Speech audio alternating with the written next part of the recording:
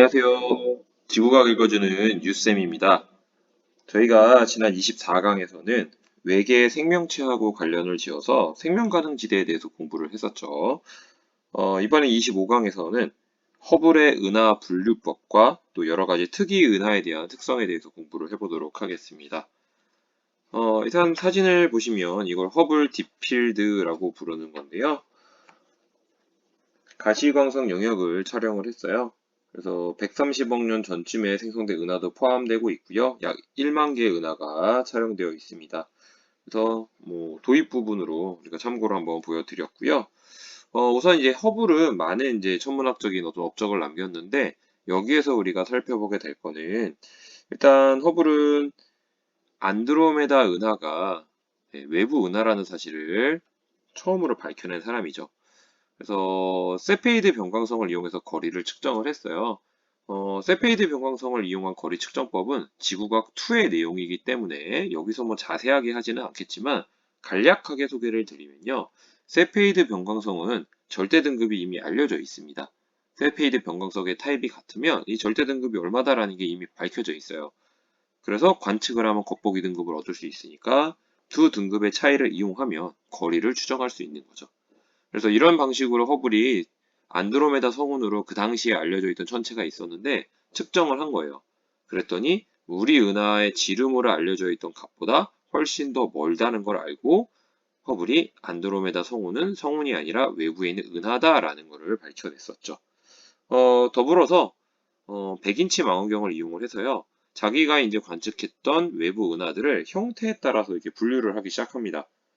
그래서 분류를 어떻게 했냐면은 이런 방식으로 가장 기본적인 체계를 잡았어요. 일단 가시광선으로 관측을 했고요. 그 당시에는 가시광밖에 이제 활용을 할 수 없었기 때문에 타원은하, 나선은하, 불규칙 은하로 이렇게 세 가지로 구분을 했습니다. 그 중에서 이제 나선은하 같은 경우에는요, 이 그림을 보시면 위에 있는 정상 나선은하, 아래에 있는 막대 나선은하 이렇게 구분을 했고요. 당시 허블이 표시를 할 때는 막대 나선 은하는 막대 의미가 영어로 하면 바잖아요. 바. 그래서 SB라고 붙였고요. 정상 나선 은하는 그냥 S라고 표시를 했었습니다. 그리고 여기는 없지만 렌즈형 은하 이런 것도 있었는데요. 타원 은하와 나선 은하의 중간 형태 정도라고 보시면 될 것 같아요.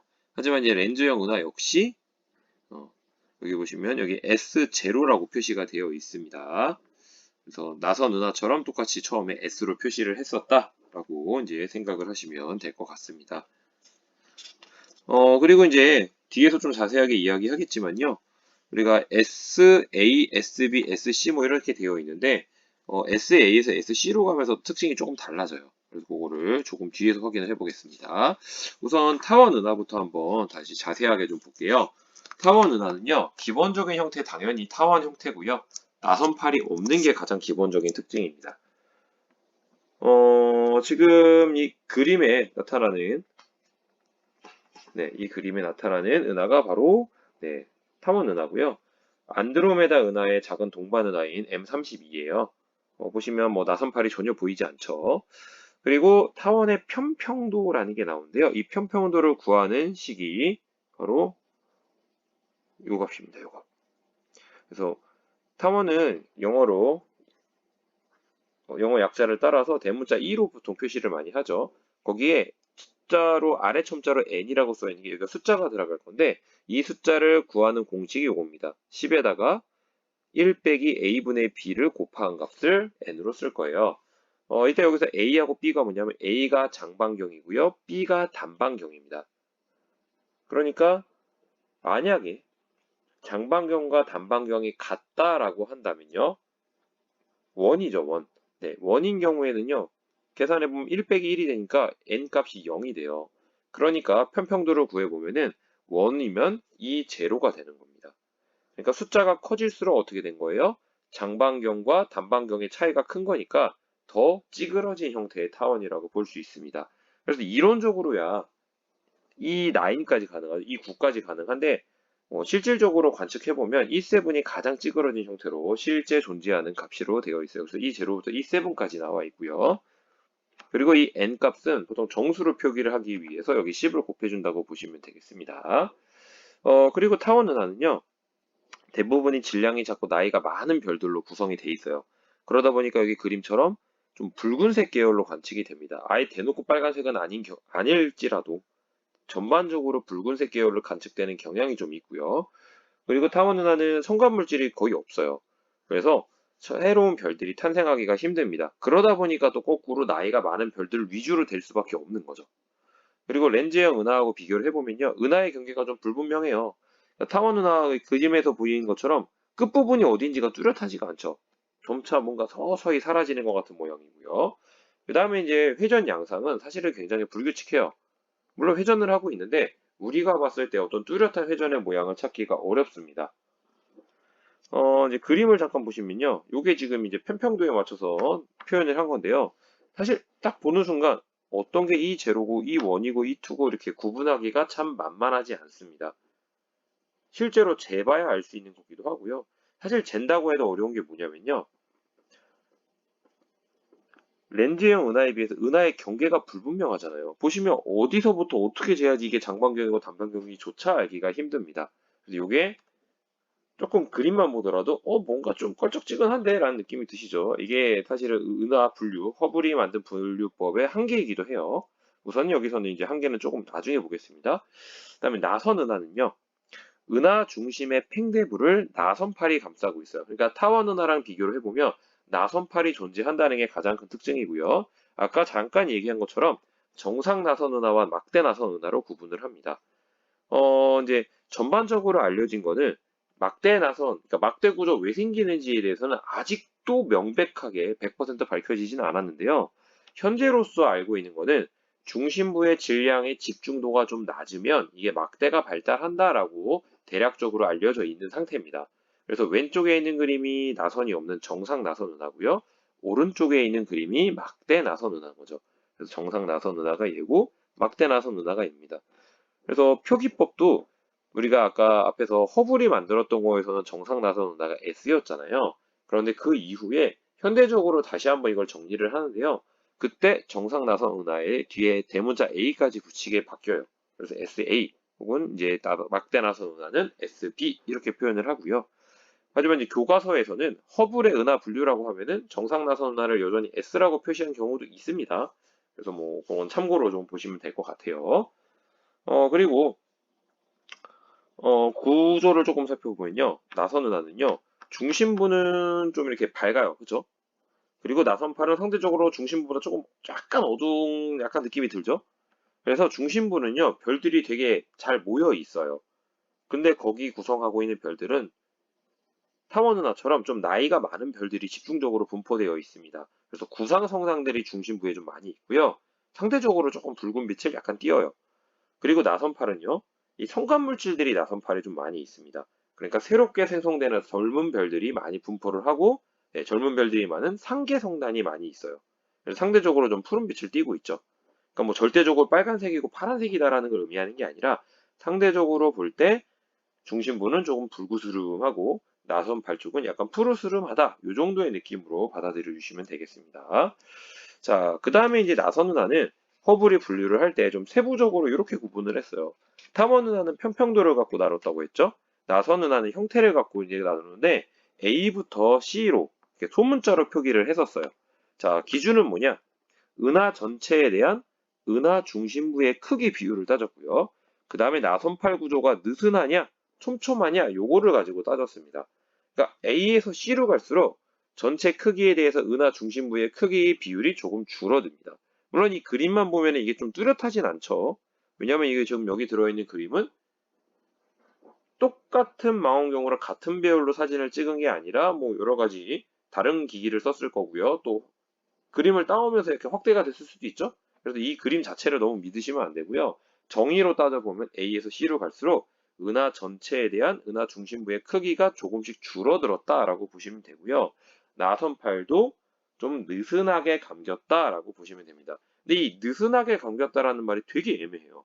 근데 저희 교과서도 그렇고요. 여러 가지 책을 보면은 이 나선팔이 느슨하다 이렇게만 자꾸 써 있거든요.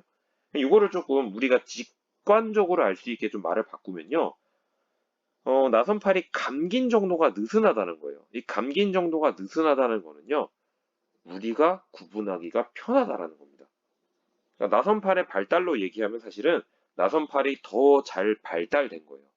근데 나선팔이 더 잘 발달됐다는 말은 뭐냐면 나선팔이 여러 개인데 걔네들끼리 구별이 잘 된다는 겁니다. 그러니까 나선팔끼리 서로 간에 간격이 넓다는 얘기예요. 그러니까 SA형보다는요, SC형에서 개개의 별들을 파악하기가 조금은 더 용이하다라고 좀 봐주시면 되겠습니다. 그래서 이 소문자로 A에서 C로 가는 거는요, 정상 나선 은하도 마찬가지고요, 막대 나선 은하도 마찬가지 표기를 합니다. 자, 그리고 이제 허블은 이렇게 생각을 했던 거예요. SA를요, 조기형, SC를 만기형이라고 불렀어요. 자, 이렇게 부른 이유가 뭐냐면, 허블은 SA에서 SC로 진화한다라고 생각을 한 거죠. 그래서 조기형에서 만기형이다라고 이야기를 했습니다. 일단 여기서 이름만 확인할게요. 이와 관련된 자세한 얘기는 뒤에서 다시 한번 이야기하겠습니다. 그 다음에 이제 허블이 얘기했던 것 중에 불규칙 은하가 있었죠. 불규칙 은하는 규칙적인 형태가 없고요. 혹은 구조가 명확하지 않은 거예요. 그래서 불규칙하다라고 이야기를 하고 당연히 회전 양상도 불규칙합니다. 나선 은하처럼 이렇게 회전하는 게 잘 뚜렷하게 일정한 방향으로 나타나지가 않습니다. 그리고 마젤란 은하와 같이 어떤 특정한 구조가 나타나면 IM, 그 다음에 없으면 IRR로 구분을 하는데요. 이렇게 구분하는 거는요. 허블 이후에 표기하는 방법이고요. 허블 시대에는 이거를 그렇게 구분하지 않았습니다. 그냥 불규칙 은하 끝이었어요. 그 다음에 불규칙 은하는요. 성간물질의 비율이 높습니다. 사실 세 가지 은하, 타원 은하, 나선 은하, 불규칙 은하 중에서요. 전반적으로 표현하자면 불규칙 은하에서의 성간물질의 비율이 가장 높습니다. 그래서 새로운 별 탄생이 굉장히 활발하고요. 젊은 별의 비율이 엄청나게 높아요. 반대로 타원 은하는 성간물질의 비율이 가장 낮고요. 그래서 젊은 별의 탄생 비율이 가장 낮은 그런 은하라고 볼 수 있습니다. 하지만 이 불규칙 은하는요, 실제 관측되는 은하 중에서 그 비율이 굉장히 낮아요. 그래서 그거를 참고로 해주시면 되겠습니다. 자, 그러면 이제 허블 은하 분류법을 이제 조금 정리를 해보면요. 현대 은하 분류 체계를 한번 제가 사진으로 넣었어요. 그래서 조금 복잡해 보이긴 하는데 표기하는 방법만 조금 다르게 놨다 정도로 보시면 됩니다. 차이가 여기 보시면은 일반 나선 은하에 대문자 I가 들어갔다는 거고요. 그 다음에 막대 나선 은하가 SB가 들어갔는데 여기 중간에 SAB가 있죠. 이게 뭐냐면 막대 구조가 없는 건 아닌데 그렇다고 완전 뚜렷한 것 같지 않은 그 애매한 애들을 SAB라고 불러요. 이거는 현대 분류 체계입니다. 그다음에 뭐 렌즈형 은하도 A하고 B 이렇게 붙이기도 했고요. 그래서 요거는 참고예요. 여러분 교과서에는 다 허블이 은하 분류를 했던 그 당시의 그림이 들어가 있을 겁니다. 그래서 그거를 정확하게 아는 게 중요하고 요거는 참고로 봐주시면 되겠습니다.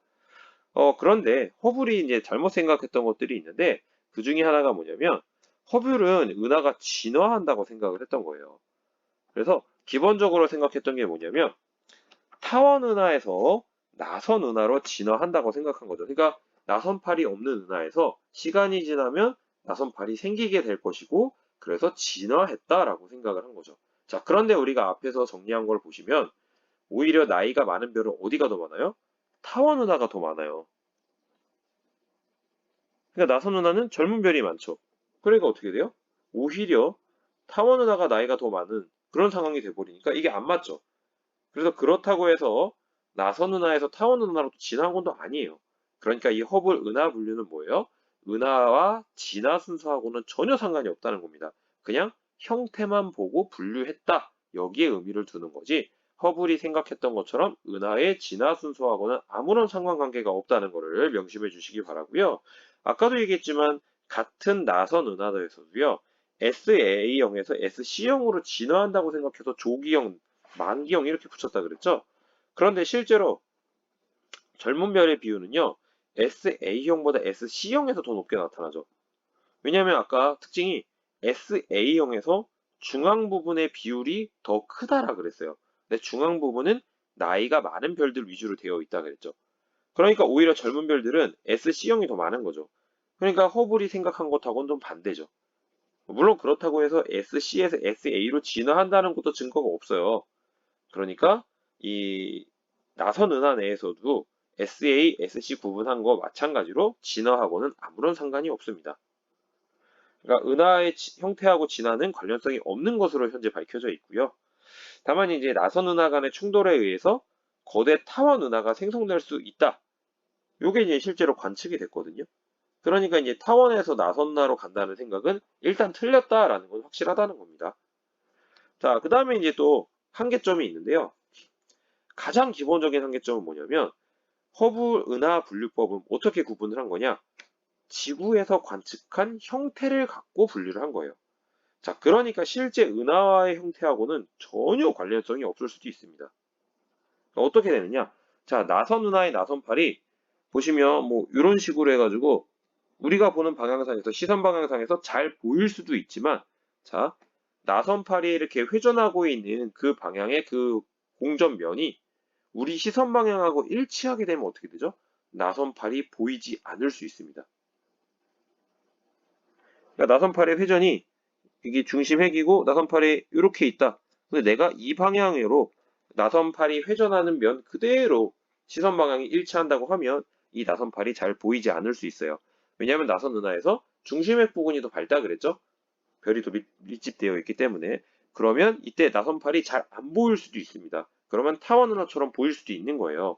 그러니까 우리가 타원 은하라고 분류했던 게 다 타원 은하가 아닐 수도 있는 거죠. 자, 그 다음에 타원 은하에서도요, 편평도를 보면은 관측자의 시선 방향에 따라 값이 달라질 수 있어요. 자, 만약에 이렇게 찌그러진 애가 있는데 내가 이쪽 방향에서 보는 것과 이쪽 방향에서 보는 거 당연히 다르게 보이겠죠. 지금 이 그림상에서 왼쪽에서 보게 되면요. 그 방향으로 보게 되면은 사실 이렇게 거의 원에 가까운 형태의 장반경, 단반경의 크기가 거의 비슷한 것처럼 보이지만 위에서 보게 되면은 보이는 그대로 이렇게 찌그러진 대로 보인단 말이에요. 그러니까 실제 은하의 형태하고 전혀 다르게 될 수도 있다라는 겁니다. 그리고 또 아주 멀리 있는 은하 아니면 밝기가 조금 어두운 은하들은요. 사실 봤을 때 형태가 뚜렷하게 나타나지 않아요. 그래서 이거를 분류하기가 굉장히 어렵다는 겁니다. 자, 그 다음에 또 한 가지는 뭐냐면 관측 파장이 달라지면 같은 은하도 다르게 보인다는 걸 알게 된 거죠. 허블이 은하 분류를 할 때는 오직 가시광선만 이용했다 그랬죠? 하지만 이제는 여러 가지 파장으로 찍을 수가 있는데 자, 그림을 보시면요. 이게 어떤 특정 교과서에 나오는 그림인데 파장에 따라서 같은 은하도 다르게 보인다는 겁니다. 이거 M51이거든요. 보시면 가시광선에서 보이는 것하고 감마선에서 보이는 거 완전히 다르죠? 그래서 형태만으로 은하를 분류하는 것은 사실은 과학적으로 큰 의미를 갖기 어렵습니다. 그리고 은하는요, 주변 은하들하고 계속 상호작용을 하고 있잖아요. 그래서 중력장애에서 형태도 계속 변해요. 충돌에서 의해서도 변화하기도 하고요. 그래서 이게 한계점이 명확합니다. 하지만 쉽고 간단하게 은하를 분류할 수 있는 책이기 때문에 여전히 많이 활용이 되고 있다. 이 정도로 우리가 허블의 은하 분류를 좀 마무리 지을 수 있을 것 같고요. 그 다음에는 오늘 두 번째 해야 될 특이 은하에 대해서 좀 살펴보겠습니다. 자, 특이 은하는요, 일단 정의가 이제는 관측 기술이 발달하다 보니까 다양한 외부 은하를 여러 가지 파장으로 보게 되는 거예요. 예전에 허블 때는 가시광으로만 봤는데 그랬더니 이 허블의 은하 분류 체계를 따르지 않는 새로운 유형의 은하들이 발견이 됩니다. 이런 것들을 모두 몽땅 묶어서 특이 은하라고 불러요. 자, 특이 은하의 가장 기본적인 특징은요. 활동 은하핵이 있다는 겁니다. 이 활동 은하핵. 영어로 AGN으로 약자로 많이 쓰는데 활동 은하핵은 뭐냐면 모든 파장대역에서 평균 이상의 광도를 보여요. 즉, 그 은하의 중심부가 일반 은하에 비해서 지나치게 밝다는 겁니다. 근데 크기는 되게 작아요. 그런데 굉장히 밝은 영역을 활동 은하 핵이라고 부릅니다. 그래서 우리가 지금 연구한 결과에 의하면요. 아마도 이 활동 은하 핵의 중심을 보면, 즉 특이 은하의 중심을 보면 초거대 질량의 블랙홀이 있을 거다라고 생각을 합니다. 그러니까 블랙홀 같은 경우에는 굉장히 질량이 큰 별이 죽을 때 나타난 거잖아요. 그래서 은하 중심부에는 질량이 워낙 컸기 때문에 초거대 질량을 갖고 있는 블랙홀이 있을 거라고 생각을 하는 거고요. 그 주위로 물질이 모이면서 아마도 활동 은하핵이라고 불리는 엄청나게 밝은 광도를 나타내는 은하가 된 것이다 라고 생각하는 거죠. 그러니까 정리하면 특이 은하는요. 활동 은하핵을 다 갖고 있고요. 그러니까 중심부가 지나치게 밝은 이 은하는 사실은 그 은하 중심부에 블랙홀이 있을 거라고 추정하고 있습니다. 그러니까 이론적으로는 블랙홀이 있다라고 확신을 하고 있는데 아직 관측된 적이 없어요. 그래서 입증이 안 됐기 때문에 무조건 절대적이다라고 말은 안 하지만 이론적으로 볼 때는 분명히 생길 거다라고 확인을 하고 있습니다. 자, 그러면 이런 특이 은하는 종류가 몇 가지가 있냐면 우리가 볼 거는 세이퍼트 은하, 전파 은하, 퀘이사 이렇게 우리가 살펴볼 겁니다. 자, 정리를 하면 이런 거예요. 일반 은하하고 좀 비교를 했는데요. 여기 있는 거를 일일이 다 확인할 필요는 없고요. 가장 기본적인 건 뭐다? 자, 요거 특이 은하는 활동 은하핵이 있다. 일반 은하는 없다. 이게 가장 큰 차이점이고요. 요거를 잘 알고 가셔야 됩니다. 그리고 지금 오른쪽에 있는 내용들은요. 당장에 이거를 보고 달달달 외우는 게 아니고요. 각 특이 은하별로 좀 차이가 있는 부분들을 적어 놓은 거예요. 그래서 요거는 나중에 각 특이 은하에 대한 얘기를 설명한 뒤에 여러분들이 다시 한번 보고 아 이런 차이가 있구나 라고 생각을 해주시면 될 것 같습니다. 자, 우선 전파 은하는요, 이름에서 알 수 있어요. 자, 이름에서 알 수 있는 건 뭐죠? 전파죠, 전파. 자, 그래서 전파 영역에서 강한 에너지가 방출되는 게 바로 전파 은하입니다. 자, 그래서 가시광으로 보게 되면요, 이게 그냥 타원 은하처럼 보여요. 그런데 전파 영역에서 보게 되면요, 이게 강한 에너지가 방출되는 게 보입니다. 그리고 핵을 중심으로 대칭적인 로브가 형성이 되고요. 제트라고 부르는 강한 물질의 흐름이 핵과 로브를 연결해주고 있어요. 그래서 이 제트하고 로브를 관찰하려면요, 바로 전파로 관측을 해야 됩니다. 그래서 여기 왼쪽에 있는 모식도처럼 전파로 관찰하게 되면요, 여기 핵에서부터 굉장히 빠르게 움직이는 이 제트라는 게 있고요. 이 제트를 통하여서 여기 로브라고 부르는 이 부분에 대칭적으로 두 쪽이 있는데 양쪽에 로브가 형성이 될 때 제트를 통해서 물질을 보내주고 있다는 걸 확인할 수가 있습니다. 자, 오른쪽을 보시면요, 요거예요. 지금 가장 아래쪽이 가시광이거든요. 그래서 지금 성간물질처럼 껴있는 게 있어서 그렇지 이게 없다고 치면 그냥 동그랗게 해갖고 밝게 보이는 거죠. 그래서 가시광에서는 그냥 타원 은하처럼 보여요. 그런데 저기 전파를 봤더니 전파 이게 Z죠. Z 양쪽으로 나가고 여기 이렇게 볼록하게 되어 있는 이 부분이 로브입니다. 로브. 그래서 전파로 봤을 때는 Z와 로브가 보인다라는 거죠. 그래서 지금 요 엑스레이 찍은 것까지 합쳐가지고요. 여기 제가 크게 동그라미 친 요 그림은 인터넷에서 볼 수 있는 사진인데 파장별로 찍어서 합성을 한 거죠. 그리고 이제 전파 은하는요. 전파가 강한 건 당연한 건데 X선도 강합니다. 그래서 중심핵으로부터 Z와 로브가 나올 때 X선도 강하게 발달이 된다. X선의 파장으로도 강하게 방출을 하고 있다. 이렇게 보시면 됩니다. 그러니까 전파 은하는 가장 간단하게 정리하면 뭐예요? 전파 영역에서 특별히 강한 에너지가 방출이 되고 그때 로브와 Z라는 게 관찰이 된다. 이게 전파 은하의 가장 기본적인 특징입니다. 자, 그 다음에 이제 나오는 게 세이퍼트 은하예요. 자, 세이퍼트 은하는요, 가시광으로 보면은 왼쪽에 이 그림처럼요, 나선 은하처럼 보입니다. 그 앞에 아까 전파 은하는요, 가시광에서는 타원 은하처럼 보이고요. 세이퍼트 은하는 나선 은하처럼 보여요. 근데 특징이 뭐냐? 특정한 파장 영역에서 강한 에너지를 방출합니다. 아까 전파 은하는 전파 영역에서 에너지를 방출한 거죠. 근데 얘는 꼭 전파 영역이 아니라 가시광으로 찍어도 마찬가지인데 특정한 파장에서만 이렇게 튀는 값들이 나타나니까 방출선이 강하게 나오는데 또 결정적으로 가장 큰 특징은 뭐냐? 방출선이 되게 강하고요. 그 다음에 넓습니다. 넓어요. 자, 보시면 이게 너비를 보시면 방출선이 이렇게 이게 굉장히 넓은 거거든요. 여러분 물론 이제 분광 관측을 잘 하지 않았기 때문에 이게 선이 넓은 건지 좁은 건지 알기가 어려운데 이 정도면 굉장히 넓은 겁니다. 왜 넓은 선이 나오느냐? 별의 속도가 되게 빨라요. 그러니까 세이퍼트 은하는요, 회전을 굉장히 빠르게 합니다. 그래서 이게 별의 속도가 빠르다 보니까 이 방출선 자체가 굉장히 넓게 나타난다. 아주 어려운 얘기이기 때문에 더 이상 얘기하기는 좀 어렵고요. 이거는 이제 플러스 알파로 이해를 돕기 위해서 덧붙이자면 별의 속도가 빠르면 별끼리 충돌을 많이 하죠. 이게 충돌을 많이 하게 되면요. 거기 있던 입자들 간에도 에너지 교환이 생깁니다. 그러면 특정한 어떤 원소 나타날 때 H알파면은 파장이 얼마나 정해져 있단 말이에요. 근데 충돌하면서 에너지를 주고받으면서 에너지 값이 변하죠. 그러니까 그 에너지가 굉장히 미세하게 변해요. 그러니까 원래 H알파를 기준으로 하면 H알파 선에 딱 하나가 생겨야 되는데 얘네들이 아주 미세하게 에너지가 변하니까 아주 옆에 파장이 조금 짧아지거나 파장이 조금 길어지거나 하는 선들이 막 생기는 거죠. 근데 이게 아주 미세하기 때문에 구분이 안 되는 거예요. 그러면 선이 넓어집니다. 자, 그래서 별의 속도가 빠르면 방출선이 넓어진다. 뭐 이렇게 얘기할 수 있어요. 그러나 이거는 네, G1에서 굳이 알지 않아도 되는 겁니다. 세이퍼트 은하에서 알 건 뭐다?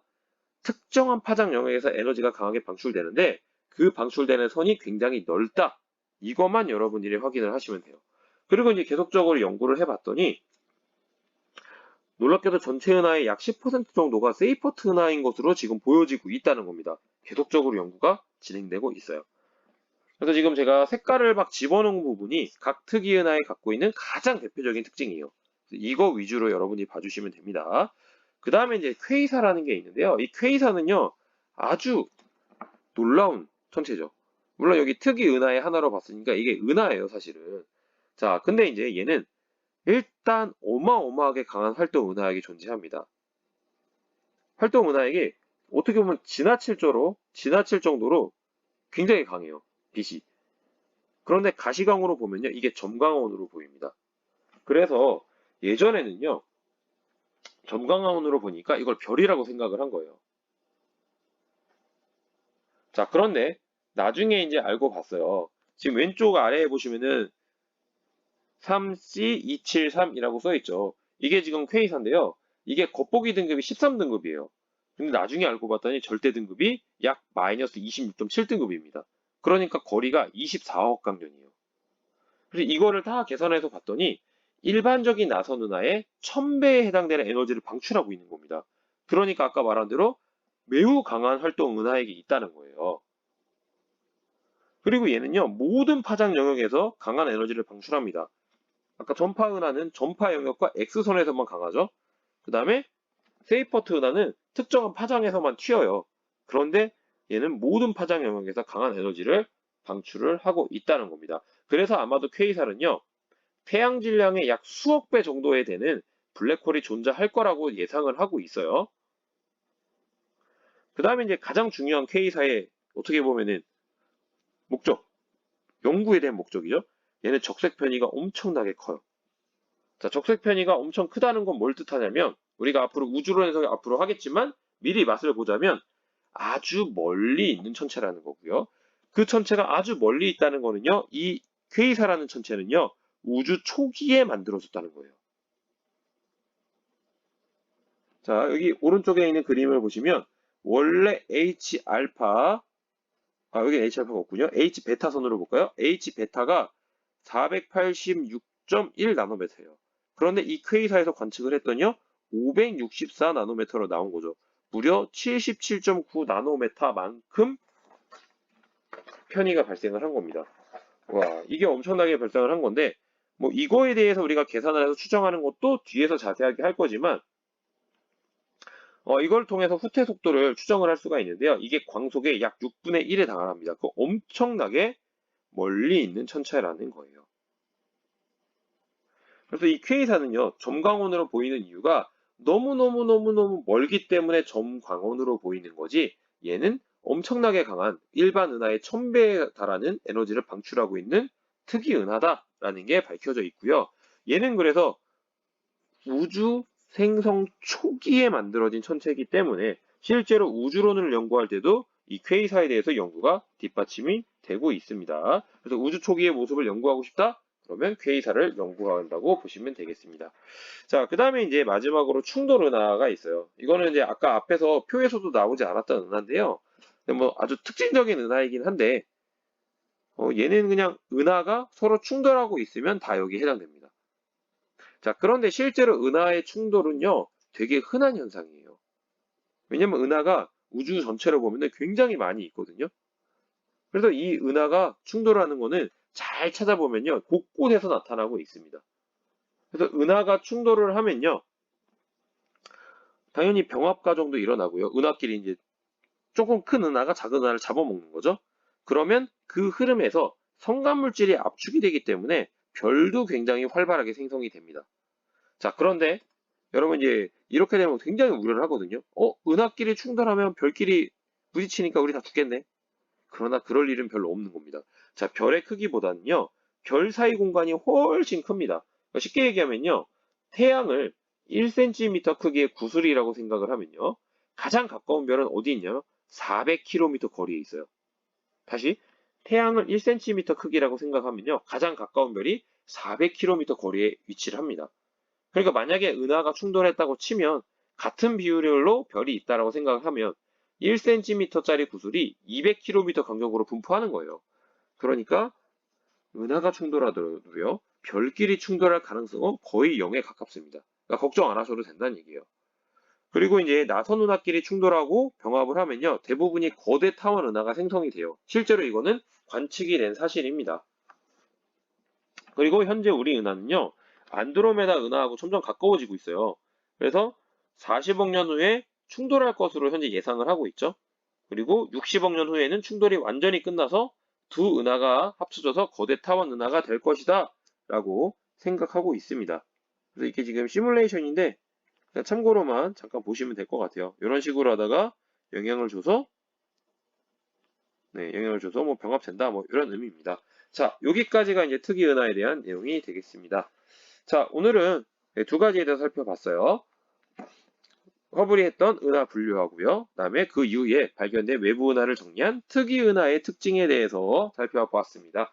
네, 수고 많으셨고요. 오늘 여기서 마무리하도록 하겠습니다. 다음 시간에는요, 허블 법칙에 대해서 한번 배우도록 하겠습니다. 네, 수고하셨습니다.